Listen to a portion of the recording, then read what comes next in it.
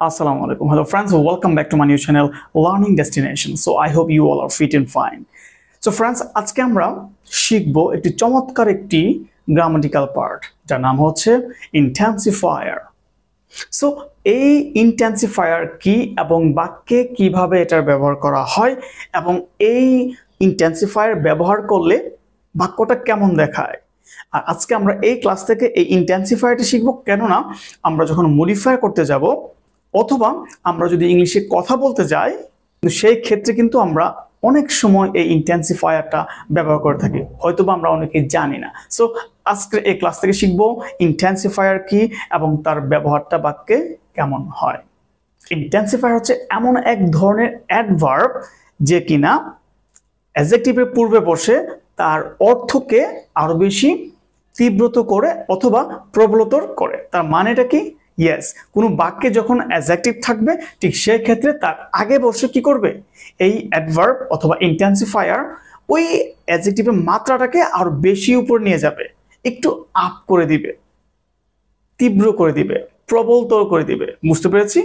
So আমরা একটি example দেখতে পারি। যেমন ধরুন আমরা বলি ভেরি, খুব, রিয়েলি, সত্যিকার অর্থে, এক্সট্রিমলি, চরমভাবে।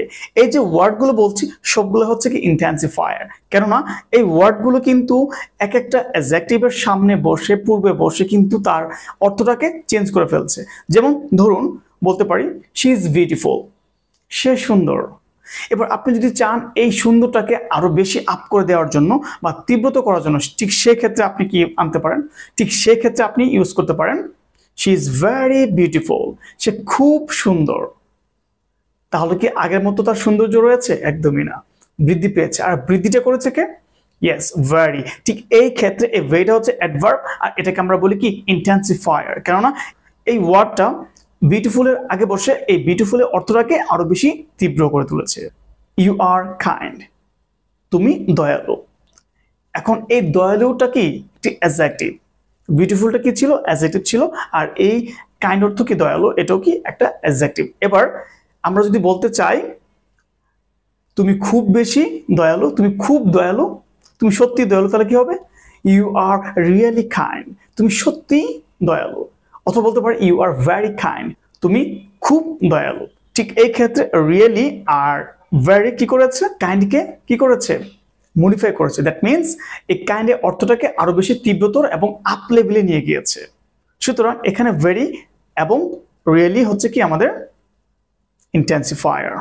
তারপর আমরা বলতে পারি ইট ইজ এক্সট্রিমলি ডেঞ্জারাস, এটা চরমভাবে বিপজ্জনক। এখানে ডেঞ্জারাস মানেটা কি? বিপজ্জনক।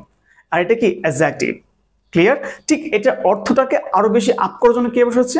এক্সট্রিমলি। যদি আমি বলতে চাই ইট ইজ ডেঞ্জারাস, এটা বিপজ্জনক, স্বাভাবিক, রাইট? কিন্তু তার অর্থটাকে অনেক তীব্র করে তুলবে, অনেক তীব্র করে তুলেছে কে? এক্সট্রিমলি। যেমন ইট ইজ এক্সট্রিমলি ডেঞ্জারাস। বুঝতে পেরেছি?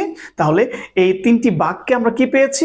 Very, really and extremely. এগুলো কিন্তু কি সবগুলোই এই এক একটা বাক্যের জন্য ইন্টেন্সিফায়ার, মানে যে তীব্র করে তুলে, যে প্রবলতর করে তুলে তাকে কি বলা হয়? ইন্টেন্সিফায়ার বলা হয়। এবং এগুলো কার পূর্বে বসে? একটি অ্যাডজেক্টিভের পূর্বে বসে ওই অ্যাডজেক্টিভের অর্থটাকে আরো বেশি তীব্র অথবা প্রবলতর করে তোলে। আমরা বলি না আইসিইউ, আইসিইউ মানেটা কি? Intensive care unit. তার মানে কি? ইন্টেন্সিভ মানে তীব্র, এটা কি অ্যাডজেক্টিভ ফর্ম। আর ইন্টেন্সিফায়ার যে তীব্র করে তাকে কি বলা হয়? ইন্টেন্সিফায়ার। বুঝতে পেরেছি? সুতরাং আমরা শিখে নিলাম ইন্টেন্সিফায়ার কিভাবে বাক্যে ব্যবহৃত হয় এবং এটা ব্যবহার করার মাধ্যমে বাক্যের অর্থটা চমৎকারভাবে চেঞ্জ হয়ে যায়। সো ফ্রেন্ডস, এই ইন্টেন্সিফায়ার ব্যবহারটা অবশ্যই ভালো করে জানতে হবে, শিখতে হবে, কেননা আমাদের মডিফায়ার জন্য কিন্তু, কেননা আমাদের মডিফাই করার সময় কিন্তু আমাদের এই ইন্টেন্সিফায়ার ব্যবহারটা চমৎকারভাবে জড়িত। সো অবশ্যই কি করতে হবে? প্র্যাকটিস করতে হবে, কেননা practice makes a man perfect. ভালো থাকুন, আল্লাহ হাফেজ, আসসালামু আলাইকুম অ্যান্ড টেক কেয়ার।